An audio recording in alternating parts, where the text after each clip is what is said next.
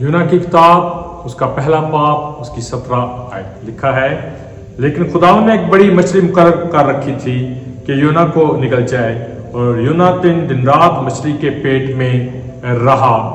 यूना किस सबब से जो है वो मछली के पेट में रहा? नाफरमानी के सबब से।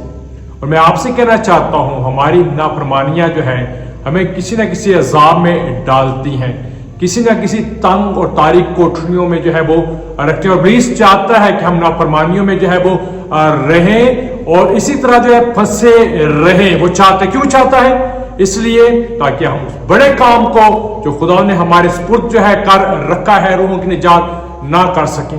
वो हमें उलझाना चाहता है, हमें मुश्किलात में डाले रखना चाहता है, और चाहता है कि हम अपने लिए कुछ ऐसे रास्ते जो है तराश लें जिन पर चलकर जो है मछली के पेट में जो है वो बंद हो जाए, और वो जो है तमस्खर उड़ाए हमारा, और हम किसी भी तौर पर उस बड़े काम को जो खुदा चाहता है हम करें, रूहों की निजात के लिए आगे बढ़े, वो ना कर सके। उसे पता है यूना एक बहुत बड़ा पैगंबर है, उसे पता है जब वो बोलेगा तो जिंदगियां जो है वो बदलेगी। इस तौर पर उसे हमारा भी पता है, हम खुदावंद के नाम की कुदरत में छुड़ाए हुए लोग हैं, और जब हम जो है वो बोलेंगे तो जिंदगियां जो है बरकत पाएंगी, बंधन टूटेंगे, लोग जो है यीशु मसीह को कबूल जो है वो करेंगे। इसलिए वो हमें उलझाता है ताकि किसी भी तौर पर जो है हम खुदा की राहों पर ना चले, और एक बड़ी भीड़ जो हमारा इंतजार जो है वो कर रही है उस तक ना पहुंचे। मैं आपसे कहना चाहता हूं, खुदा ने आपके मुंह में कलाम रखा है, और आप जो है अगर किसी नाफरमानी में पड़े हुए हो तो तौबा करो, बाहर निकलो,